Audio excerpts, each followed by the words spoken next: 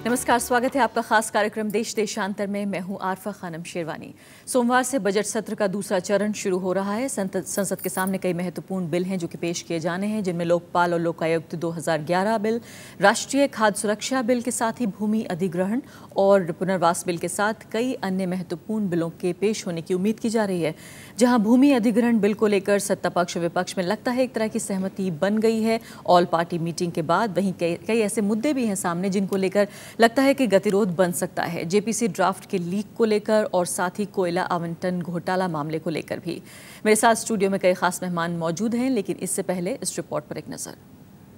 22 अप्रैल से बजट सत्र का दूसरा चरण शुरू होगा, जो 10 मई तक चलेगा। इसमें कई महत्वपूर्ण विधेयकों पर चर्चा होने की उम्मीद है। इनमें विधेयक, खाद्य सुरक्षा विधेयक, भूमि अधिग्रहण और पुनर्वास विधेयक शामिल हैं, जबकि लोकपाल विधेयक पहले से ही सदन के पटल पर है, जबकि आर्थिक सुधारों से संबंधित विधेयक भी इसी सत्र में लाने की उम्मीद की जा रही है। भूमि अधिग्रहण से संबंधित विधेयक पर सर्वदलीय बैठक में आम सहमति पहले ही बन गई है, इसलिए इस विधेयक के पास होने की उम्मीद है। बजट सत्र के पहले चरण की बात करें तो इसमें राष्ट्रपति के अभिभाषण पर धन्यवाद प्रस्ताव और वित्तीय मामले पारित हुए थे। इसके साथ ही महिलाओं पर हो रहे यौन अपराध पर संशोधन विधेयक भी दोनों सदनों में पास हुआ था। इसके अलावा कृषि जैव सुरक्षा विधेयक 2013 और राष्ट्रीय प्रौद्योगिकी संस्थान विधेयक 2013 भी पारित हुए थे।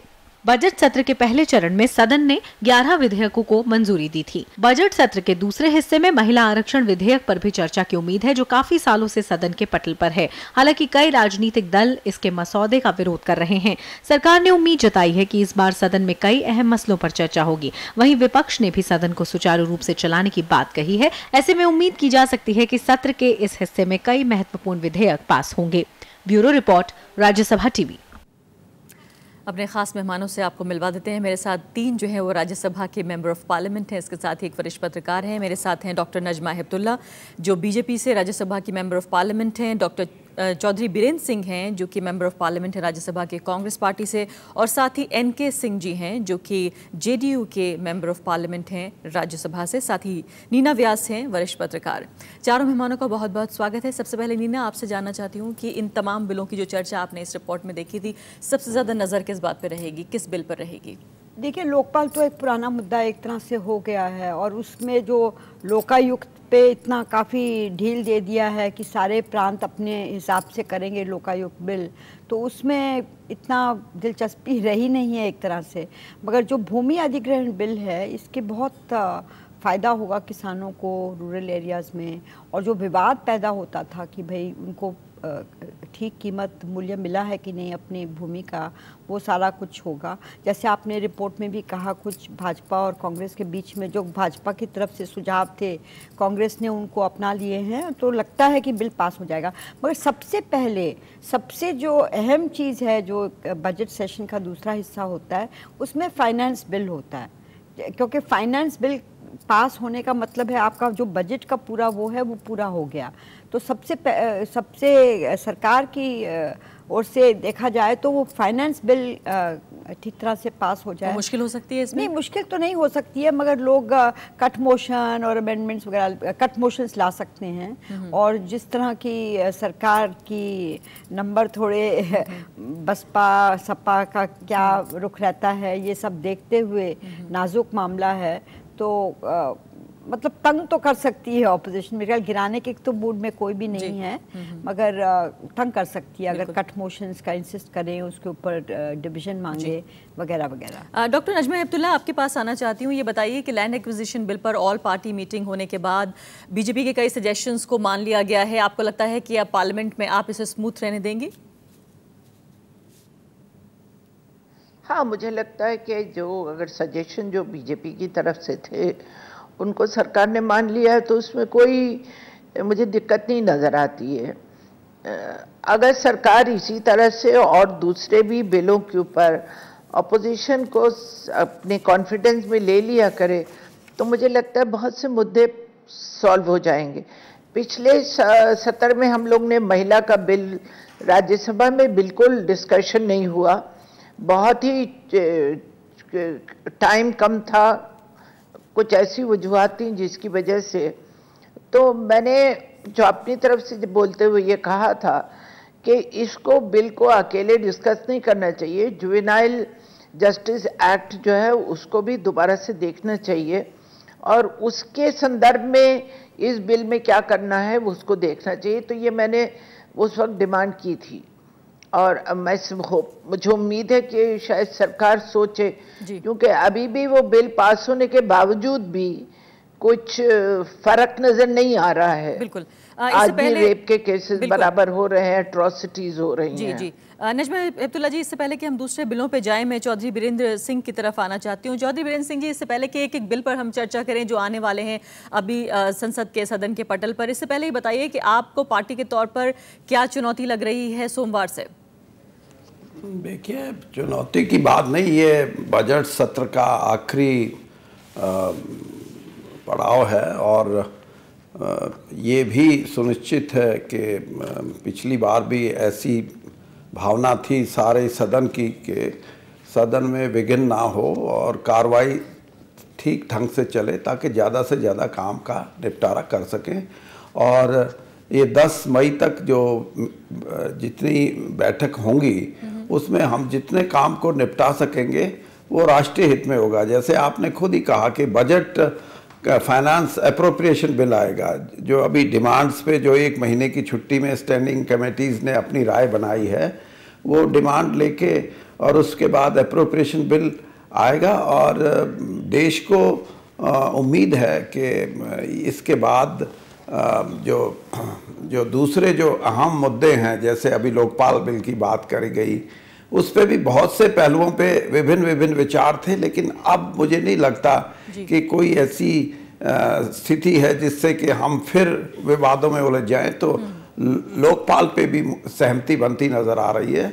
और आपने जैसे कहा कि कल जो मीटिंग हुई है उसमें जो बिल आना है लैंड एक्विजिशन का, उस पे तो पूर्ण सहमति है और जो मुद्दे विपक्ष के अनेक दलों ने उठाए थे उन पे जहाँ जहाँ सहमति बनी है उसको लेके मुझे लगता है कि बहुत ये किसान के हित में एक बहुत बड़ी उपलब्धि होएगी इस पार्लियामेंट की। जी बिल्कुल। अब आते हैं हम खाद्य सुरक्षा बिल पर, जिसको लेकर बहुत बड़ी बहस सिविल सोसाइटी में भी हो चुकी है, अलग अलग जो राजनीतिक दल हैं उनमें भी हो चुकी है। कई लोग ये भी कह रहे हैं कि बिल्कुल आखिरी साल में जो है वो कांग्रेस पार्टी यूपीए सरकार जो है लाना चाहती है इस बिल को सदन में। कहीं ना कहीं एक पॉपुलिस्ट मेजर इसको बताया जा रहा है। मेरे साथ एनके सिंह जी मौजूद हैं, राज्यसभा एमपी हैं जेडीयू से। एनके सिंह जी, बताइए कि आपकी पार्टी का क्या रुख रहेगा, क्या आप चाहते हैं खाद्य सुरक्षा बिल जो है वो पास हो जाए?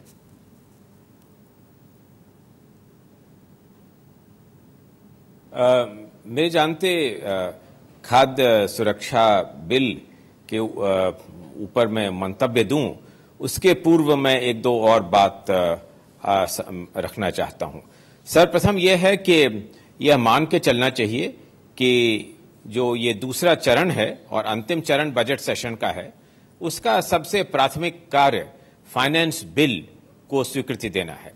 तो फाइनेंस बिल में केवल अप्रोप्रिएशन ही नहीं है, अप्रोप्रिएशन तो 4 महीने के लिए हम लोग ने स्वीकृति दे दी, उसके अलावा जो व्यय की स्वीकृति है पूरे वर्ष के लिए वह देना आवश्यक है। लेकिन इसके अलावा जो राजस्व के मामले हैं, जो टैक्सेशन संबंधित मामले हैं, उसमें वित्त मंत्री को कई दृष्टिकोण से कई नई सुझाव भी आए हैं। वित्त मंत्री स्वयं पूरे विश्व में घूम करके पूंजी निवेश करने के लिए पूंजी निवेशकों से उन्होंने मिला है, अभी वॉशिंगटन में वो हैं। तो मेरे जानते यह भी देखना पड़ेगा कि इनमें किन किन सुझावों के ऊपर सरकार स्वयं जो राजस्व संबंधित प्रस्ताव हैं उसमें किस तरह की संशोधन सरकार लाना चाहती है और उसके ऊपर मेरे जानते सदन में बहस होगी। इसके अतिरिक्त यह भी आवश्यक है कि 3-4 मंत्रालय प्रतिवर्ष चुने जाते हैं दोनों सदनों के चर्चा के लिए, और जो राज्यसभा के लिए 4 मुख्य मंत्रालयों के ऊपर विचार के लिए चयन किया गया है, उसके ऊपर भी विचार होना मेरे जानते आवश्यक है। जहां तक खाद्य सुरक्षा बिल का प्रस्ताव है, जहां तक जेडीयू का प्रश्न है, बिहार के मुख्यमंत्री श्री नीतीश कुमार जी ने इस संबंध में कई सकारात्मक सुझाव दिए हैं और यह बिल तभी पारित हो सकता है जब उन सुझावों के ऊपर कोई ठोस विचार सरकार का हो और जो वर्तमान प्रस्ताव है उसमें निश्चित संशोधन लाया जाए। जी तो कौन कौन से संशोधन का आप जिक्र कर रहे हैं, किस तरह के बदलाव का आप जिक्र कर रहे हैं?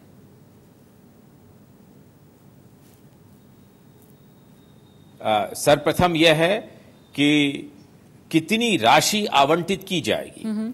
विभिन्न जो कानून पारित हो जाते हैं, जो राजस्व जो उसमें वित्तीय बोझ है राज्य सरकारों के ऊपर, वह राज्य सरकार का बोझ किस रूप से केंद्रीय सरकार ये चाहती है कि वो बोझ राज्य सरकार उठावे, इसका निश्चित उल्लेख इस बिल में करना आवश्यक है जी। इसके अतिरिक्त क्या सरकार का यह प्रस्ताव है कि जो एक नई प्रक्रिया चली है कूपन के माध्यम से और यूनिक आइडेंटिफिकेशन के माध्यम से उसके कैश ट्रांसफर के रूप में यह क्या चाहती है सरकार कि यह सुरक्षा बिल पारित हो, या जो अभी वितरण की प्रणाली है उसमें क्या संशोधन सरकार लाना चाहती है, इसके ऊपर ही विचार करना आवश्यक है। तो मेरे जानते कई महत्वपूर्ण मुद्दे हैं जिसके ऊपर अभी तक सरकार का कोई निश्चित विचार हम लोगों के समक्ष उपलब्ध नहीं हुआ है।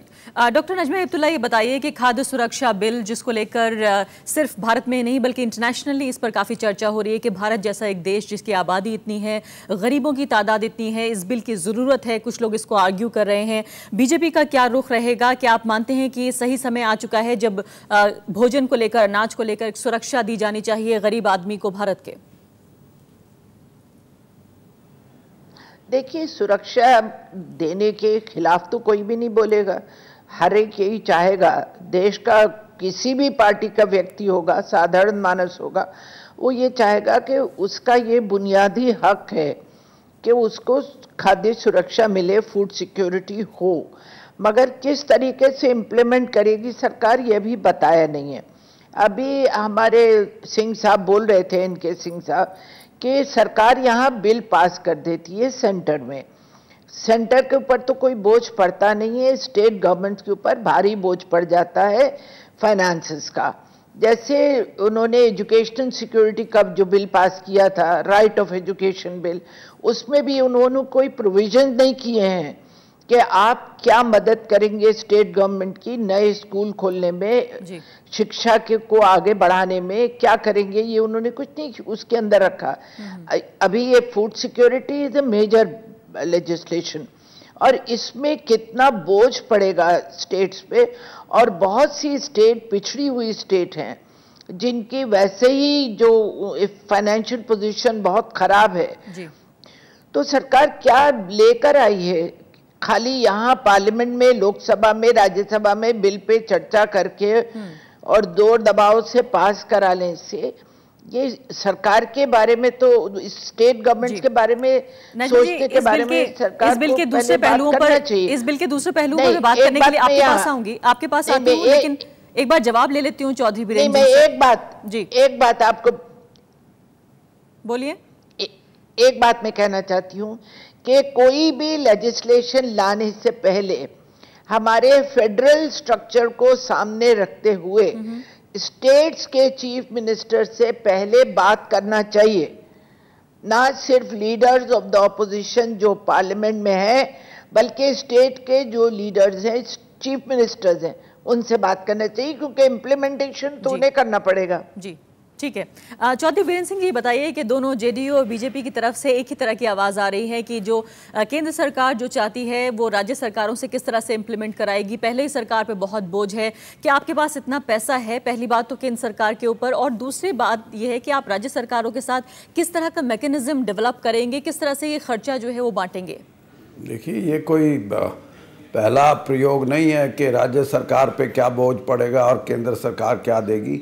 अनेकों स्कीम हैं जो सेंट्रली स्पॉन्सर्ड स्कीम हैं, जिनमें सेंटर 100% से लेके कहीं 90%, कहीं 75%, कहीं 50-50, इस तरीके से अनेक जो स्कीम हैं उनको लेके राज्य सरकार उन स्कीमों को का क्रियान्वयन करती हैं। और जहाँ तक बात है कि राज्य सरकारों पे बोझ पड़ेगा, मैं ये भी बताना चाहूँगा कि केंद्र से जो धन संग्रह होता है वैट की शक्ल, ये टैक्सेस की शक्ल में, उसमें से 30% हिस्सा सीधा राज्य सरकारों का है। तो राज्य सरकार जब 30% हिस्सा लेती हैं तो उन पे भी कुछ जिम्मेवारी आयद होती है कि वो उस जिम्मेवारी को निभाएं। बिल्कुल, लेकिन क्या आपने मुख्यमंत्रियों से बातचीत कर ली है? ये प्रक्रिया किसी भी, ये तो बहुत ही अहम महत्वपूर्ण मुद्दा है। हर ऐसा लेजिस्लेशन जिस पे राज्य सरकारों का भी विचार लेना होता है वो स्वतः लिया जाता है उसमें, और फिर नेशनल डेवलपमेंट काउंसिल की मीटिंग है, दूसरी मीटिंग है जो राज्य सरकारों के मुख्यमंत्रियों को बुला के केंद्र में वक्त पे बात होती हैं, और इस पे भी अनेक सुझाव लिए गए। मैं इसका स्थायी समिति का मेंबर हूँ। हमने कम से कम इस विधेयक को लाने से पहले अनेक एनजीओ से बात की हैं, विदेशों तक की जो एनजीओज हैं उनको बुला के उनसे सवाल जवाब किए हैं, और हमने ये जताया है इसमें कि हम देश की जनता को ये अधिकार देना चाहते हैं, जैसे हमने शिक्षा का अधिकार दिया, इसी प्रकार से हम ये अधिकार देना चाहते हैं कि उनको भोजन का भी अधिकार। जी बिल्कुल। तो लगता है कि जेडीयू बीजेपी को कम से कम इस बात का जवाब जरूर मिल गया होगा। फिलहाल एक ब्रेक का वक्त जरूर हुआ है, लेकिन नीना व्यास से एक छोटा सा सवाल जरूर पूछना चाहती हूँ कि बिल्कुल आखिर में, जी बिल्कुल आखिर में ही सरकार कहीं ना कहीं इलेक्शन गिमिक आपको नजर आता है, या वाकई जेन्युइनली सरकार चाहती है कि वो पास करा ही दे इस बार? नहीं, ऐसा है कि देखिए, इलेक्शन गिमिक कह लीजिए, कुछ भी कह लीजिए, राइट टू एजुकेशन और फूड सिक्योरिटी, मतलब शिक्षा और खाद्य, ये बहुत दो बुनियादी मसले हैं, बिल्कुल ज़रूरतें हैं, कोई इसमें दो राय नहीं है।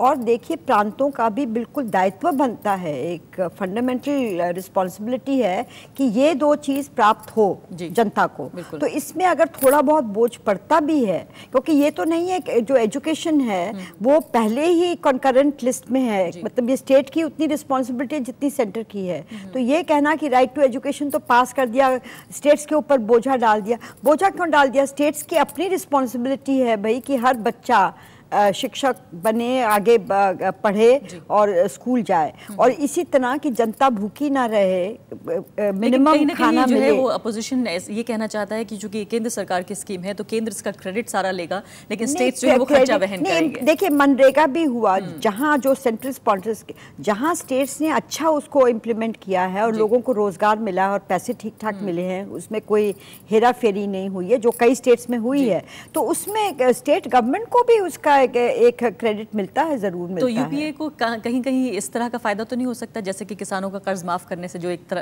अब देखिए, फायदा तो होगा या नहीं होगा ये कहना बड़ा मुश्किल है अभी पहले तो जब किसानों का कर्जा भी माफ किया था, उस बजट की बड़ी निंदा की थी ऑपोजिशन ने, ये कह के कि जो मनी लेंडर्स हैं उनका जो कर्ज है किसानों ने लिया हुआ है उसको माफ नहीं किया, सिर्फ जो बैंक से लिया कर्ज वो माफ हुआ है। तो देखिए, ये इसमें फायदा होगा नहीं फायदा होगा कहना मुश्किल है। अभी तो विधेयक पास नहीं हुआ, विधेयक पास नहीं हुआ, उसके बाद कैसे इम्प्लीमेंट होगा? सरकार भी बहुत ढीले चल रही है, जो कैश ट्रांसफर की बात कर रही है, आधार कार्ड का या यूआईडी कार्ड का काम अभी पूरा नहीं हुआ, बैंक अकाउंट्स खोले जाएंगे कि नहीं, लोगों को पैसा ठीक पहुंचेगा कि नहीं, या खाद ठीक पहुंचेगा कि नहीं, ये कहना बड़ा मुश्किल है अभी, और सिर्फ सवा साल बचा है इलेक्शन के। फिलहाल एक छोटा सा ब्रेक हम यहाँ पर ले रहे हैं, जल्द हाजिर होंगे, कुछ और मुद्दे उठाएंगे। आप देख रहे हैं देश देशांतर। सोमवार से जो है बजट सत्र का दूसरा चरण शुरू हो रहा है, उसमें कौन से ऐसे महत्वपूर्ण मुद्दे हैं जो संसद के सदन के पटल पर आएंगे, इस पर हम चर्चा कर रहे हैं। नीना व्यास, बताइए कि फिलहाल हमने बात की उन बिलों की जिनको लेकर चर्चा होगी, लेकिन कई ऐसे कंटेशियस ऐसे मुद्दे हैं जिनको लेकर माना जा रहा है कि काफ़ी हंगामा भी हो सकता है। जेपीसी की जो रिपोर्ट है, जो ड्राफ्ट रिपोर्ट है, वो भी पेश होनी है पार्लियामेंट में। आपको लगता है विपक्ष का कैसा रुख रहेगा? वो तो आज की खबरों से ही पता लग रहा है कि हंगामा तो होना ही होना है, कि लीक हो गई है रिपोर्ट, और सब अखबारों ने ये कहा कि प्राइम मिनिस्टर को क्लीन चिट दे दी, और ए राजा कह रहे हैं कि प्राइम मिनिस्टर के प्रधानमंत्री को सब कुछ मालूम था। ये कहना, ये देखे शोर तो मचेगा, मगर यही मैं कह रही थी पहले कि सबसे पहला काम जो सरकार के आगे है वो फाइनेंस बिल पास करवाना, और अप्रोप्रिएशंस बिल, जैसे एनके सिंह जी ने भी कहा, क्योंकि उसके बिना कॉन्स्टिट्यूशनल एक हर्डल पैदा हो जाती है। अगर वो सबसे पहले काम वही होगा, बाकी फिर बिल आएंगे बाद में। जी डॉक्टर नजमा हेपतुल्ला, ये बताइए कि जेपीसी की रिपोर्ट को लेकर, लीक को लेकर जिस तरह से आज हमने देखा है मीडिया में जो खबरें आई हैं, ऐसा पहली बार तो नहीं हुआ है कि कोई रिपोर्ट लीक हुई हो। इससे पहले मुरली मनोहर जोशी की अध्यक्षता में पीएससी की भी रिपोर्ट लीक हो चुकी है, लेकिन इस बार हंगामा कुछ ज्यादा नजर आ रहा है, और ठीक सेशन से पहले।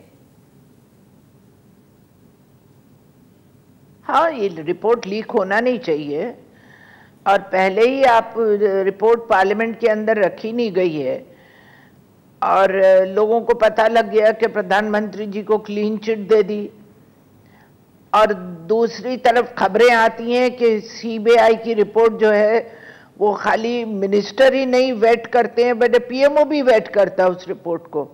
तो ये कॉन्ट्रडिक्शन है या नहीं है? चौधरी बीरेंद्र सिंह, ये बताइए कि इसके लिए किसको जिम्मेदार माना जाएगा? ठीक जो है वो सत्र से पहले इस तरह की रिपोर्ट्स आना और क्लैशेस जिस तरह के दिखाई दे रहे हैं, जो एक तरह का ये जो हंगामे के आसार नजर आ रहे हैं, आपको लगता है कि ठीक हुआ? इसके लिए किसको जिम्मेदार ठहराया जाना चाहिए?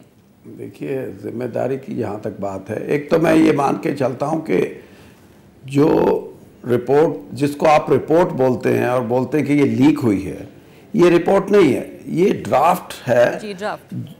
जो ड्राफ्ट 25 तारीख की मीटिंग में जिस पे बहस होगी, जिस पे हर मेंबर अपने अपने विचार रखेगा और उसमें जो संशोधन आएंगे या जो चीज़ें उससे निकाली जाएंगी या कोई नई चीज़ डाली जाएगी, उसके बाद जो कॉम्प्रिहेंसिव डिस्कशन के बाद जो रिपोर्ट आएगी उसको आप रिपोर्ट की संज्ञा दे सकते हैं। दूसरा ये कि इसके 30 सदस्य हैं कमेटी के, 20 लोकसभा के और 10 राज्यसभा के, और 30 सदस्यों को जब आप मटेरियल भेजते हो मीटिंग की तैयारी के लिए, तो कहाँ से कैसे वो लीक होता है इसके बारे में तो कोई कह नहीं सकता। किसी की जिम्मेदारी हम कैसे लगा सकते हैं कि ये रिपोर्ट कहाँ से लीक हुई, कैसी हुई। लेकिन अगर रिपोर्ट है, जैसे जिसको मैं ड्राफ्ट रिपोर्ट भी नहीं कहूँगा, जो ड्राफ्ट है वो अगर लीक भी हुआ है तो वो कोई अच्छी स्थिति नहीं है, होना नहीं चाहिए। लेकिन ये बताइए कि एक तरह से माहौल तो ये बन गया सत्र से पहले ही कि प्राइम मिनिस्टर को क्लीन चिट दे दी गई है और कांग्रेस के नेताओं को क्लीन चिट दे दी गई है। ए राजा को सिर्फ कसूरवार बनाकर बाकी ऐसा लगता है कि सब कुछ ठीक है।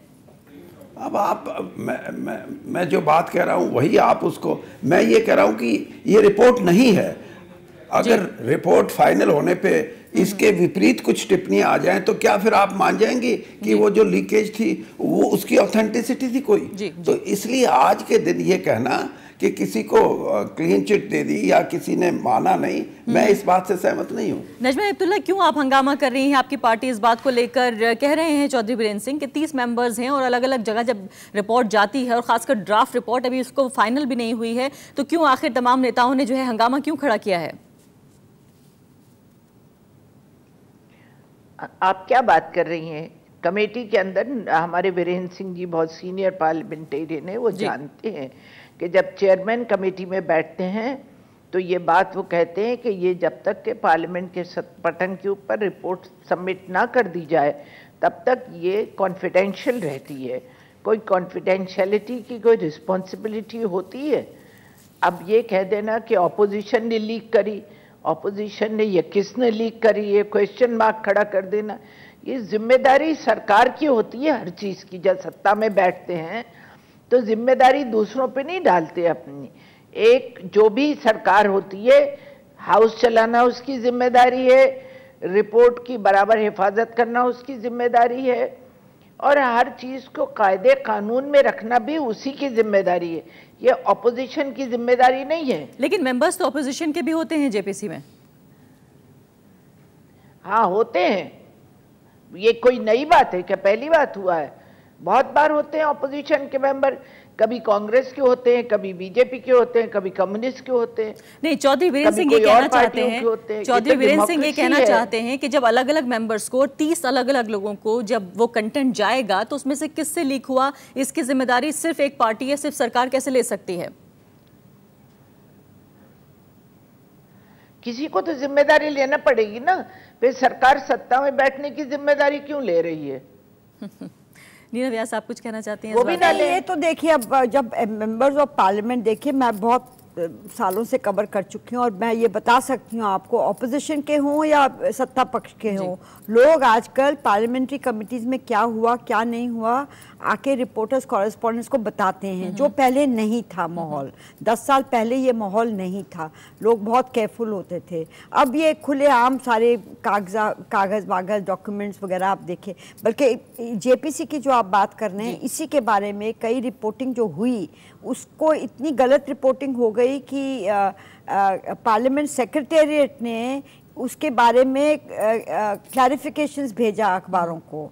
तो ये भी हो रहा है। और ये हमेशा रूलिंग पार्टी कहो या ऑपोजिशन को ये तो कहना बड़ा मुश्किल है किसने लीक की, मगर ज़रूर ये बात है अब ये ठीक सत्र से पहले लीक करना और फिर हंगामा किया तो लगता ऐसे है कि ये सत्ता पक्ष नहीं करेगी, क्योंकि मैंने कहा उनके सामने सबसे बड़ी मुसीबत है कि आप फाइनेंस बिल ठीक ठाक आप पास करवाइए। मेजॉरिटी उनकी बहुत जैसे कहते हैं नाजुक नंबर है उनके, बसपा सपा क्या करती है क्या नहीं करती है, तो उनके सामने इतनी बड़ा पहाड़ सामने है, तो वो जाके ये ठीक सत्र से पहले इतना क्यों शोर मचाएंगे कि प्राइम मिनिस्टर को, मुझे नहीं लगता। मगर ये भी कहना कि और भी दल बहुत सारे हैं तो किसी एक के ऊपर मैं उंगली नहीं उठा रही, मैं नहीं कह रही, मगर ये आजकल एमपीज हर पार्टी के खुले आम रिपोर्टर्स को बताते हैं, मीडिया से बहुत एक तरह से बड़ा सिलसिला, रोमांटिक सिलसिला चल रहा है पॉलिटिशियंस और मीडिया के बीच में। नीना व्यास बहुत बहुत शुक्रिया, तमाम खास मेहमानों का शुक्रिया। डॉक्टर नजमा हेपतुल्ला, चौधरी बीरेंद्र सिंह, हमारे साथ NK सिंह भी मौजूद थे। तो उम्मीद हम यही करते हैं कि बहुत बड़ा सेशन भी नहीं है पार्लियामेंट का जो आने वाला है, उस सेशन में कम से कम जो महत्वपूर्ण बिल हैं वो कम से कम पेश हों और वो पास हों, यही उम्मीद की जा सकती है। अभी के लिए इतना ही, नमस्कार।